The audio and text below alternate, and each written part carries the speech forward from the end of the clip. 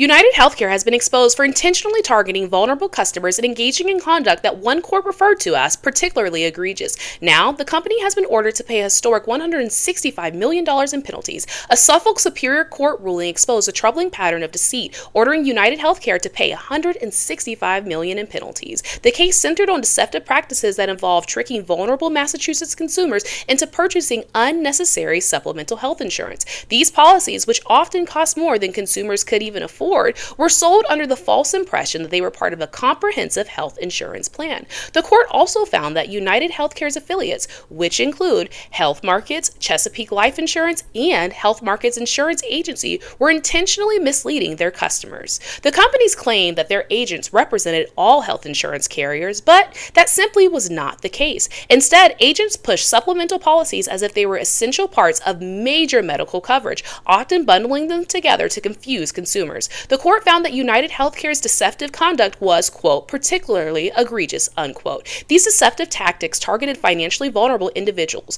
particularly those who were least able to afford additional insurance. The companies made false claims about the benefits of these supplemental policies, leaving consumers unknowingly saddled with expensive, unnecessary coverage. This news comes at a time when UnitedHealthcare is making headlines due to the recent death of one of their CEOs, Brian Thompson. Brian Thompson was shot with multiple bullets that allegedly had delay, deny, and depose written on them. Police have accused Luigi Mangione of killing Thompson to send a message to insurance corporations. In response to the killing, citizens all over the world began to express their righteous rage against insurance companies who are accused of taking advantage of the working class people. The $165 million penalty is just a drop in the bucket for UnitedHealth Group that posted $22 billion in profit back in 2023. The fine represents 0.75% of their total profit. They got caught robbing the working class, and their penalty was 0.75% of their overall profit. That is hardly a fair penalty given the fact that many families were left in financial distress, deceived by a company they trusted to provide them with essential healthcare coverage. While the civil penalties do serve as a warning to other companies,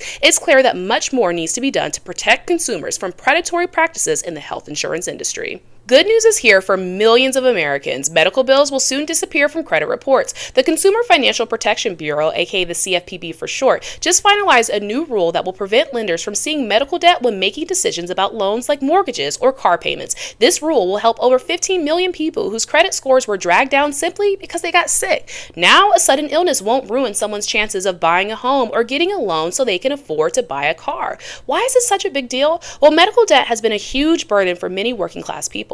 Imagine needing to go to the hospital only to later get a bill you didn't expect, or worse, a bill that was supposed to be covered by insurance but is now not. Even when people challenge these bills, debt collectors often report them to credit agencies, which lowers their credit scores. The CFPB found that many of these medical debts weren't even accurate in the first place. That's why they're putting an end to it. Experts say that removing medical debt from credit reports will improve credit scores by an average of 20 points. This means more people will qualify for affordable loans and mortgages they couldn't get before. The CFPB also expects around 22,000 more mortgages will be approved each year because of this change. These are huge wins for regular folks trying to live their lives without being punished financially for getting sick. But while this rule is great news, it doesn't fix a deeper issue: why medical care is so expensive in the first place. America is one of the only countries where people face massive medical bills just for basic care. Even with health insurance, many people still can't afford treatment or are hit with surprise costs. No one should have to choose between going to the doctor and paying their rent. Until healthcare becomes more affordable, working class families will keep facing tough financial challenges. But still, this is a step in the right direction. With fewer people being hurt by unfair medical debts, more families can focus on what really matters: getting better without worrying about how they'll pay for it later.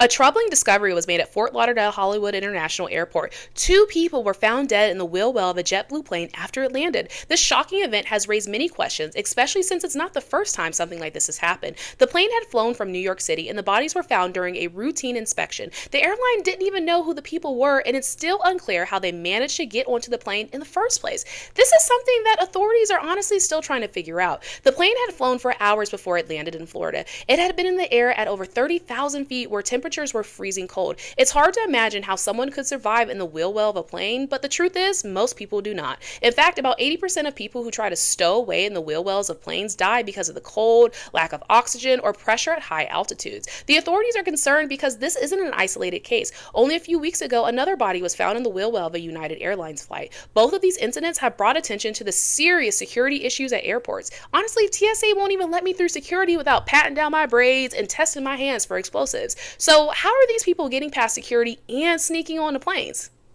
The authorities are still investigating, but it's clear that this is something that is not right. Are these people trying to hitch a free ride because of exorbitant flight prices, or are they trying to sneak onto the plane for something more sinister? In today's food service industry, one thing's on the rise faster than prices: violence against workers. The same employees dishing out burgers and burritos are facing verbal abuse, physical attacks, and threats on a near daily basis. And if that wasn't bad enough, these incidents are often recorded, posted online, and turned into viral entertainment where people laugh and kiki while employees get assaulted over missing sauce packets or incorrect orders. Let's go over just some of these incidents that have happened. In North Carolina, a man allegedly pulled out a gun on a Wendy's employee because he didn't get enough sauce packets. Meanwhile, in St. Louis, Missouri, customers at a Steak and Shake decided to launch into a full-blown counter-jumping attack when asked to stop smoking inside the restaurant. An incident at Chipotle that blew up on social media featured a customer storming behind the counter to make her own food after being told her Uber Eats refund couldn't be handled in store. When staff tried to intervene, she hurled a bowl at an employee and then left. At another Chipotle, a customer who was upset over how her bowl looked threw it in the worker's face. In a rare instance, though, this incident actually led to a conviction where the assailant, Rosemary Haynes, was given an unusual sentence: jail time or at least 20 hours at a fast food restaurant. So some customers these days act like they're auditioning for baddies, throwing punches, food, and tantrums at underpaid workers who can barely get through a shift without some form of abuse. And while these stories may seem shocking, they're far from new. Violence, verbal abuse, and threats in food service has been an issue for years. I know because I lived it. Over a decade ago, while working at Chipotle, a customer lost her damn mind when I asked her not to reach over the food safety glass and then politely mentioned the extra charge for double meat.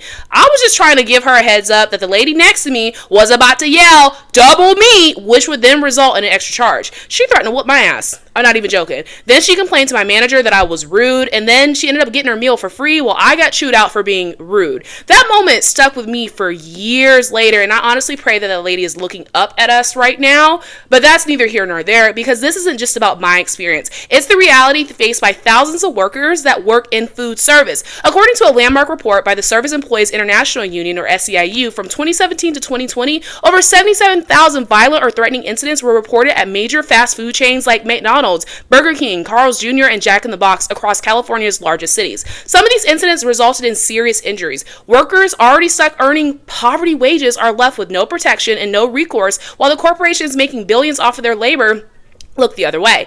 And it's not just restaurant workers either, unfortunately. Delivery drivers, they face similar dangers. A study by CUNY researchers found that nearly 21% of food delivery drivers have been assaulted while on the job, and 22% have suffered serious injuries from attacks or accidents. These drivers, many of whom rely on these gigs as their main source of income, are left vulnerable without adequate protections, all while risking their safety to bring people their 10-piece nugget with a milkshake.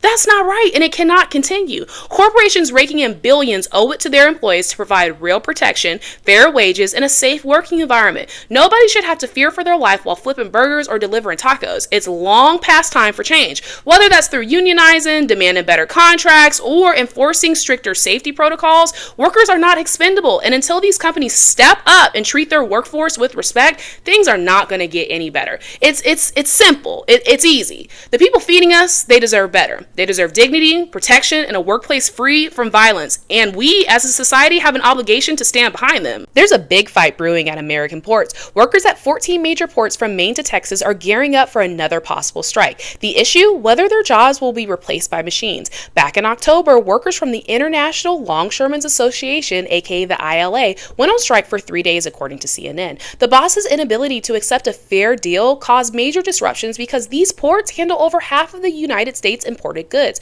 After the strike, there was a tentative agreement and workers returned to their jobs with a temporary deal that increased wages in the first year. But the most important issue, automation, was never fully settled. Automation is when machines or artificial intelligence take over jobs that humans used to do. Management claims that they want to use automation to increase productivity, but we know that's just boss speak for increasing profits. We know what happens when machines replace people: fewer jobs and fewer opportunities. In America, AI isn't used to make life easier for workers or workplaces more efficient. Instead, corporations use AI to make more money by cutting jobs and leaving workers behind. The introduction of automation is all about lining those billionaires' pockets. The temporary deal expires on January 15, and if no new agreement is reached, the ports could shut down again. This fight isn't just about workers, it's about the future of jobs in America. It's about whether or not we will accept corporations' use of AI to increase their profits and replace us. The ILA is standing firm, fighting for fair pay, job security, and respect for workers who keep this country running. Stay tuned because this battle could shape the future of American labor.